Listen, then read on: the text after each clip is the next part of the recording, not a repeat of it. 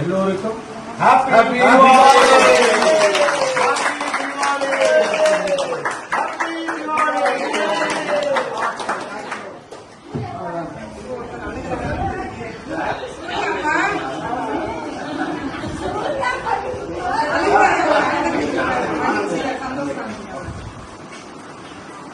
அதாவது எதையும் மாற்ற முடியாது அப்படிங்கிறது இந்த உலகத்தில் எதுவுமே இல்லை.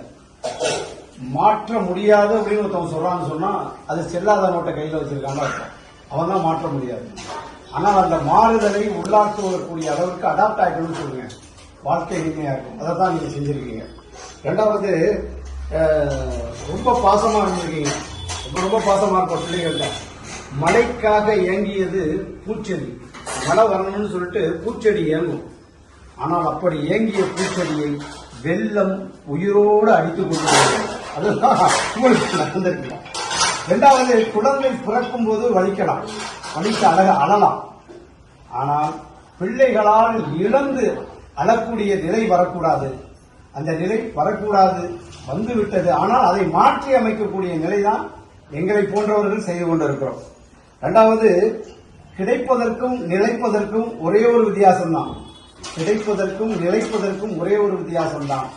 எல்லோரிடத்திலும் அன்பு கிடைத்து விடுகிறது. ஆனால் நிலைப்பதற்கான தேடல் தான் கூடுதலாக இருக்கிறது.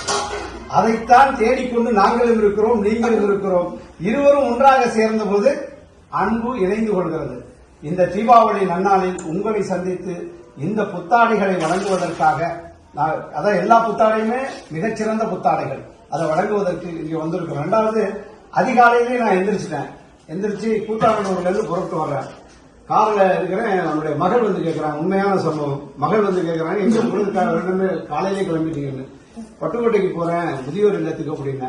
அவங்க சொன்னாங்க, நீங்க உடை கொடுக்கட்டும், என்னுடைய பணம் இருக்குது, எல்லோருக்கும் ஒரு செலவுக்காக கொஞ்சம் தொகையை ஒவ்வொரு ஆளுக்கும் கொடுத்துருங்க அப்படின்னு சொன்னாங்க. அப்பதான் என்னுடைய மகள்கிட்ட சொன்னேன், இப்பொழுதுதான் நீ உண்மையாக உன்னை வளர்த்திருக்கிறேன் என்பதை உணர்கிறேன் அப்படின்னு சொன்னேன். இது நடந்த செய்தி காலையில எங்களுடைய வீட்டு வாசல்ல பார்க்கிங் ஏரியாவில்.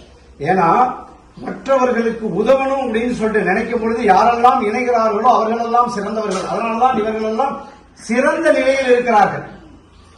அதனால உதவிகளை முன்னெடுப்போம். இப்போ இங்க வரும்போது கூட சார் சொன்னார், எனக்கு ரொம்ப பிடிச்சிருந்துச்சு, 50 கிலோ அரிசி கொடுக்குறேன் அப்படின்னு சொன்னாரு.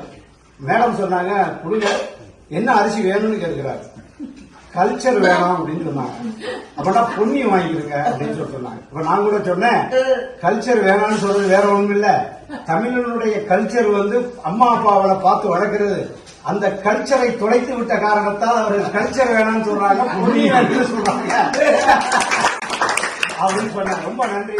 இத வந்து வீரமணி நான் பல இடங்கள்ல சொல்றேன், தொடர்ந்து முன்னெடுத்துக் கொண்டே வருகிறேன். சின்ன வயசுல இவர் தான் ஒரு இன்ஸ்பிரேஷன்.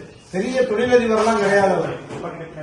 ஆனாலும் தனக்கு கிடைக்கக்கூடிய வருமானத்தில் மற்றவர்களுக்கு உதவி செய்ய வேண்டும் என்கின்ற எண்ணம் வீரமணிக்கு வந்திருக்கிறது. எனவே நான் அவர் சொல்லணும் அப்படின்னு சொன்னா, பல காப்பகத்திற்கு செல்கிறார் வீரமணி. அவர் செல்கின்ற பொழுதே கூடவும் கொண்டு செல்கிறார், பலரிடம் எடுத்து கொடுக்கிறார், பலரிடம் இருந்து மணி.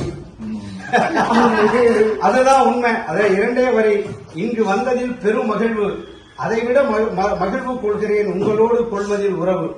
நீங்கள் உண்ண வேண்டும் வயறார சோறு. அதனால்தான் நாள் பார்க்க வருகிறார்கள் பலரும் நாள்தோறும். உங்கள்